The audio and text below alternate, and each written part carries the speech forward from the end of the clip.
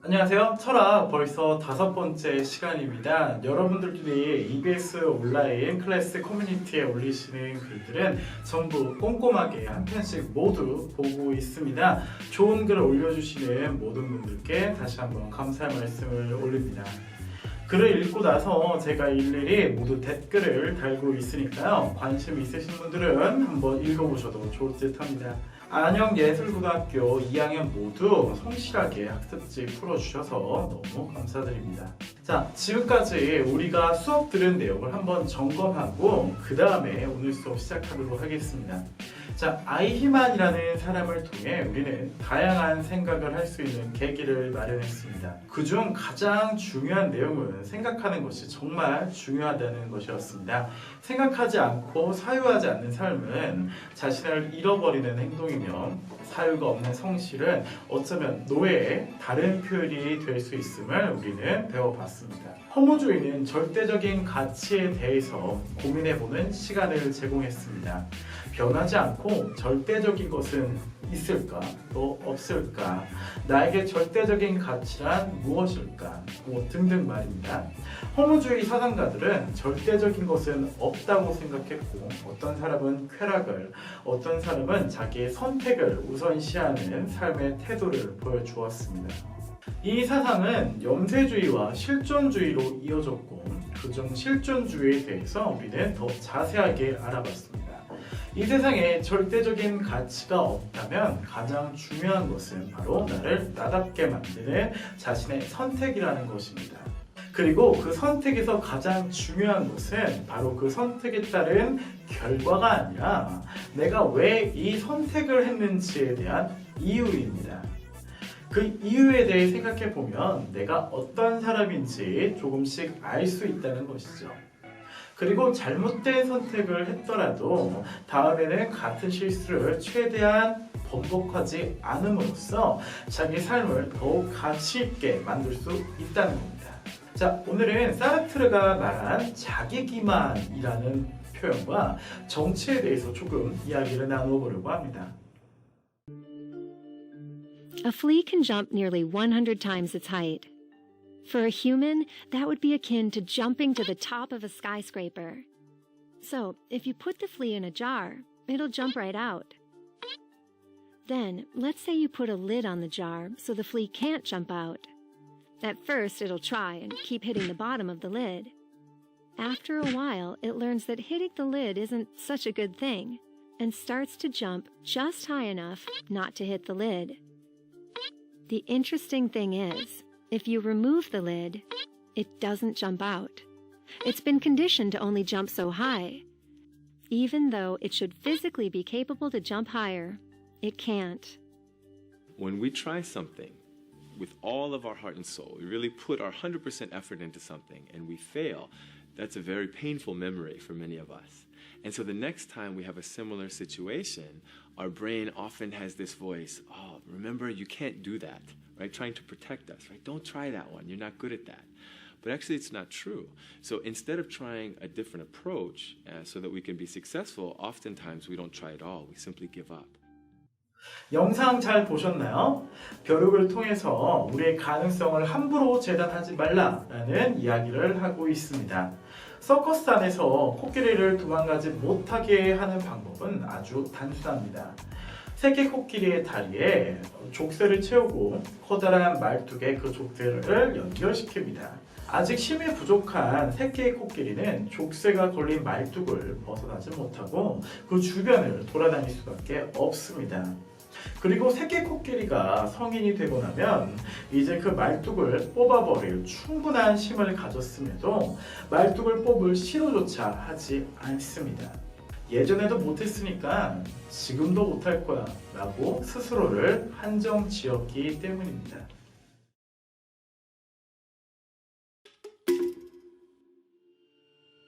Just imagine. You wake up one day with the feeling that something isn't right. Where on earth am I? Who is this man next to me? And Why are there tubes connecting me to him?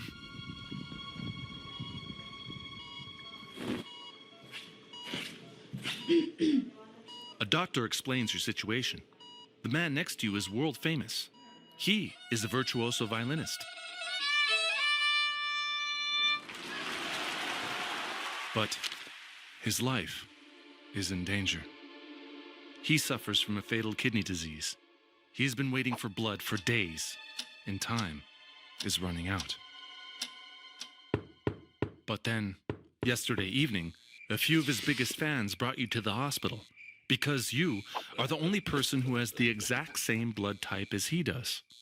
Connecting your two circulatory systems is his last chance. Otherwise, he will die. You, and only you, can save his life. What? All of a sudden, you remember, last night the violinist's fans kidnapped you and brought you to the hospital.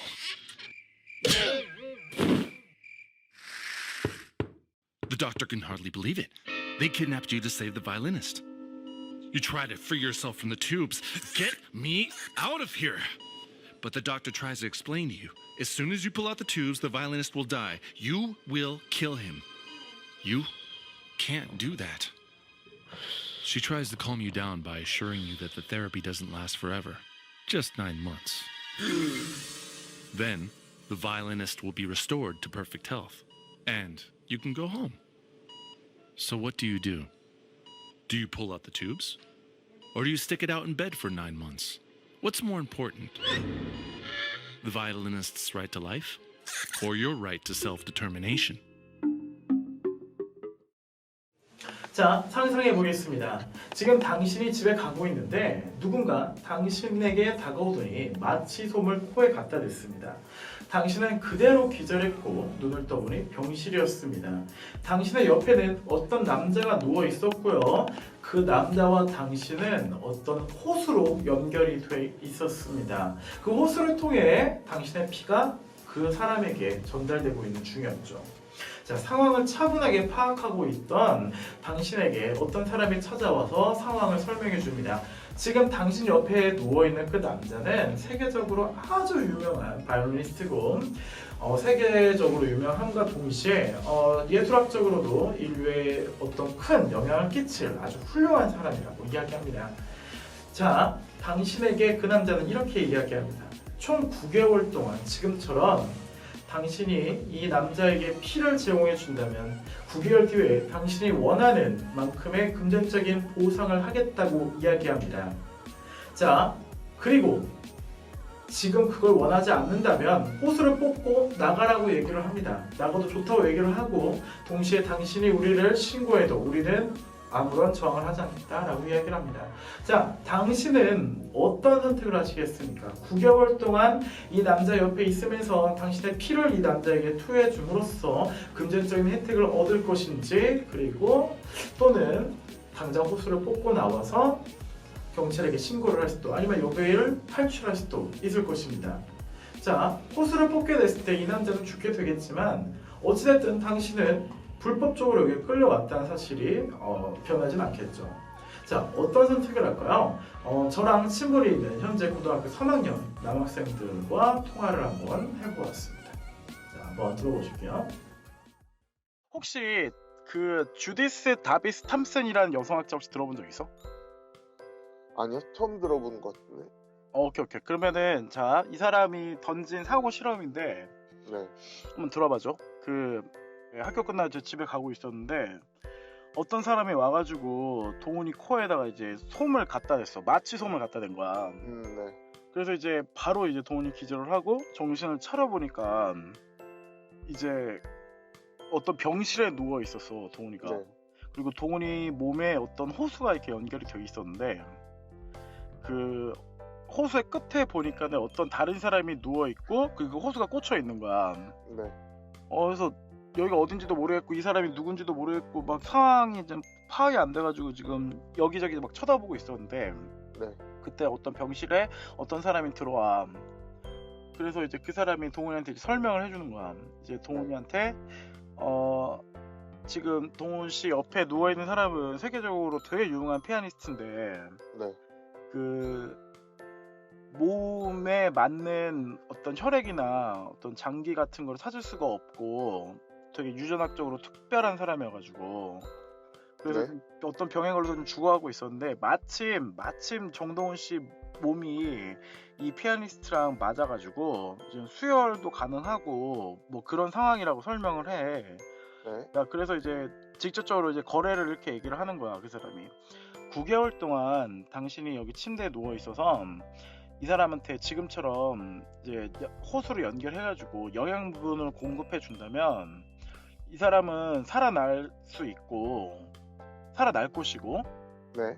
그런 다음에 이제 동훈이에게는 이제 동훈 씨가 원하는 만큼의 금전적인 보상을 하겠다라고 얘기를 해.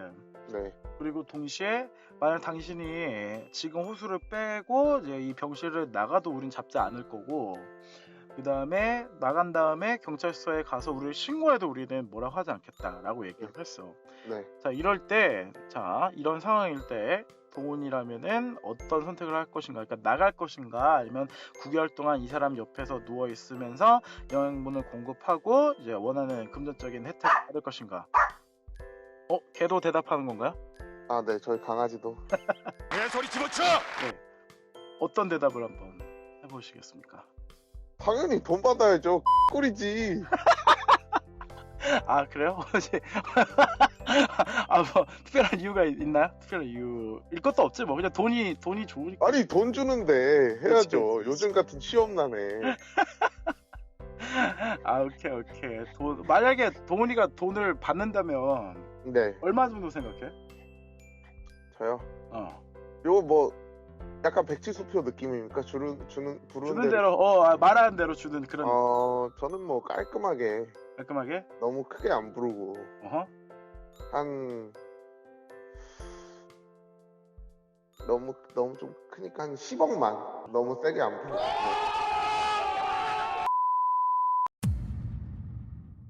그 납치한 내용만 빼고 이게 9개월 동안 이렇게 일을 하려고 한다는 거 약간 계약 같은 건 해놔야 되지 않을까요?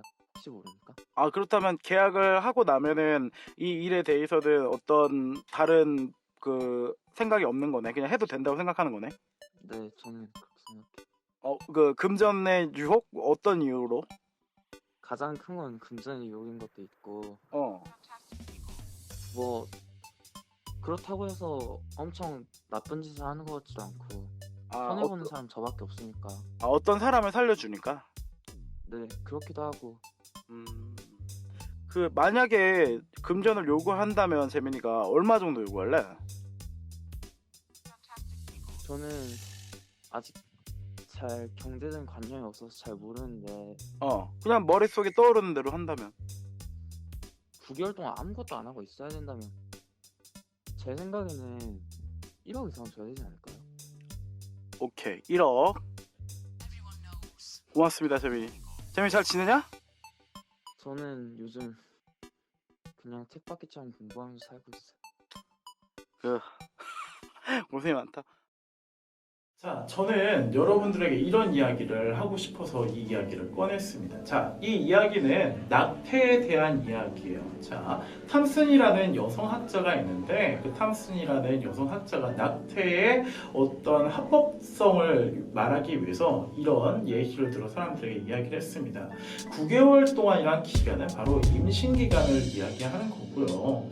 그리고 호수는 당연히 탯줄에 대한 메타포겠죠. 자, 당신이 호수를 뽑는 순간 이 남자는 죽는다. 자, 당신이 탯줄을 자르는 순간 당신의 아이는 죽는다로 치환해서 생각해 볼 수 있는 것이죠. 자, 만약에 강제로 납치된 당신처럼 어떤 여자가 강제로 임신을 당한 거라면 자, 이 상황을 대입해 보았을 때 어떤 생각을 할 수가 있을까요? 당연히 낙태를 해야 된다고 주장할 수 있겠죠. 탐슨은 수많은 찬반 논쟁이 있는 이 낙태에 관한 합법성과 불법성에 대한 이야기를 이런 알기 쉬운 예시로 여러분들에게 설명하고 있습니다. 자, 두 번째로 이 이야기를 통해서 저는 또 새로운 관점을 여러분들에게 이야기하고 싶어요. 어떤 사람들은 이런 이야기를 들었을 때 9개월 동안 침대에 누워 있으면서 이 사람에게 피를 주고 나는 돈을 받겠다라고 이야기를 합니다. 어떤 경제연구소에서 이거를 한번 연구해 봤어요. 서울대 연고대로 불리우는 스카이대학을 졸업한 사람들이 그 학위증으로 평생 동안 얼마를 벌 수 있는가를 통계를 내보았어요. 자, 몇 년간의 연구 끝에 연구소에서 답을 내렸습니다. 자, 서울대, 고려대, 연세대 이 세 곳의 대학교를 졸업한 사람들이 죽을 때까지 버는 돈의 평균은 42억이었습니다. 42억의 돈을 죽을 때까지 벌 수 있다라고 얘기를 합니다. 자, 몇 년간의 고생을 통해서 대학을 가게 되고 그 대학을 가고 나서 그만큼의 돈을 얻을 수 있다고 얘기를 하죠. 자, 이렇게 얘기를 한번 해볼게요. 서울대를 가서 또는 뭐 연세대, 고려대를 가서 42억을 벌래? 아니면 9개월 동안 침대에 누워 있으면서 네가 원하는 만큼의 돈을 벌래? 라고 선택의 기회를 줬을 때 사람들은 어떻게 얘기를 할까요? 자, 앞서 전화 통화를 했을 때 학생들의 중 일부의 반응처럼 누워 있으면서 돈을 벌겠다라고 이야기를 합니다. 우리는 이 이야기에 지금 속고 있습니다. 현실적으로 더 일어날 수 있는 확률이 더 높은 거는 과연 피를 투여해준 일일까요? 아니면 여러분들이 공부를 열심히 해서 좋은 대학교에 가는 걸까요? 에이, 제가 어떻게 그런 대학을 가요? 전 차라리 이렇게 하겠습니다 라고 이야기를 했지만 여러분은 더 비현실적인 이야기를 하고 계시는 거예요. 우리가 죽을 때까지 우리를 납치해서 그런 제안을 할 수 있는 사람을 만날 확률이 과연 몇이나 될까요? 반대로 우리가 공부를 정말 열심히 해서 좋은 대학교에 가고 42억을 버는 게 더 현실적일까요? 현실적이 아니라고 이야기했던 그것이 사실은 오히려 더 현실적이라는 거죠. 저는 학벌주의를 이야기하고 싶은 게 아니에요. 여러분들이 생각하는 그런 9개월 동안 침대에 누워있으면서 벌고 싶다는 그 돈이란 건 사실 더 쉽게 벌 수 있습니다.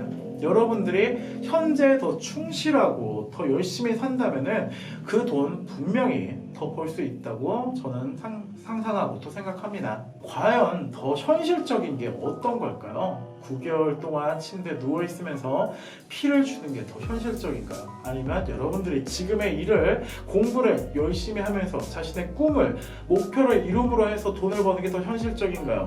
여러분들의 선택입니다. 인간은 인생 자체에 정답이 없고 또 이것에 의해 발생하는 인생의 불명확성 때문에 많이 불안해합니다. 우리가 죽음에 대해서 두려워하는 것도 공포에 떠는 것도 우리가 죽고 나서 어디로 갈지 어떻게 될지에 대한 정보가 아예 없기 때문입니다. 그래서 인간은 안전한 선택을 하려 노력합니다. 자, 마치 태어날 때부터 난 이걸 하려고 태어난 사람인 것 마냥 사는 경우가 있고 나는 태어날 때부터 이걸 못하는 사람인 것처럼 행동하고 말하고 생각하는 사람들이 정말 많습니다. 그래, 난 이거 아니면 안 돼, 난 이것밖에 못해 라고 스스로의 능력을 한정시키면서 더 큰 꿈, 더 큰 이상을 갖기를 거부합니다. 선택에 대해서 그리고 그 선택의 결과에 대해서 너무나 무서워하고 그 선택에 따른 책임을 회피하려고 하는 사람들이 너무나 많습니다. 나한테는 정답지가 이것밖에 없어 라고 생각하면서 그저 남들이 시키는 대로 사는 사람들, 안정적인 길을 선택하려고 하는 사람들이 너무나 많습니다. 자신의 능력을 한정 지은 사람들은 그저 벼룩 또는 코끼리처럼 그런 삶을 살 뿐이겠죠. 부당한 명령을 거부할 수 없었던 아이히만도 결국 스스로를 이렇게 기만하고 있었던 건 아닌지 생각할 수 있습니다. 이렇게 내 스스로를 어떤 틀 안에 가두어 버리는 것, 그것을 사르트르는 자기 기만이라고 말합니다. 선택의 중요성에 대해서 이야기하고 있는 사르트르, 그리고 자신의 가능성을 한정 지어버리는 몇몇 사람들, 비현실적인 것을 오히려 더 현실적이라고 믿는 사람들, 벼룩, 코끼리처럼 일정한 범위 안에서만 사는 사람들이 너무나 많습니다. 여러분은 여러분을 믿으셔야 됩니다. 여러분은 스스로에 대해서 강한 믿음을 가지셔야 합니다. 지난 시간 우리는 선택의 중요성에 대해서 말했고 그 선택에 따른 책임 역시 져야 하지만 그것을 무서워하지 말고 회피하지 말고 그걸 담담히 받아들이면서 조금 더 큰 사람으로 자신을 성장시킬 수 있는 동력으로 삼으라고 말씀드렸습니다. 절대 자신을 기만하지 말고 자기를 속이지 말고 자신에게 더 관대해지고 더욱더 큰 이상을 갖도록 노력해주세요. 여러분, 착각은 자유입니다. 착각은 자유예요. 어떤 사람들이 여러분들이 갖고 있는 꿈에 대해서, 어떤 노력에 대해서 함부로 말할 때가 있습니다. 착각하지 말라고, 너는 그것밖에 안 된다고. 그런 말을 듣다 보면 자기도 모르게 착각하게 됩니다. 자기를 기만하게 됩니다. 하지만 여러분, 착각은 자유입니다. 여러분들은 충분히 잘해왔고 앞으로도 충분히 잘하실 거예요. 착각 속에 사세요. 여러분, 착각이 꼭 나쁜 건가요? 저는 절대 그렇게 생각하지 않습니다. 여러분, 마음껏 착각하시고 자신을 더욱더 큰 사람이라고 착각하시고 그대로 사세요. 여러분들은 지금도 충분히 잘하고 계십니다.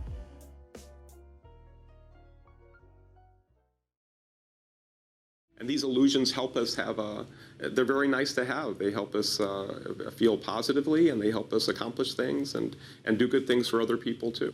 I'm sort of glad we have the illusions.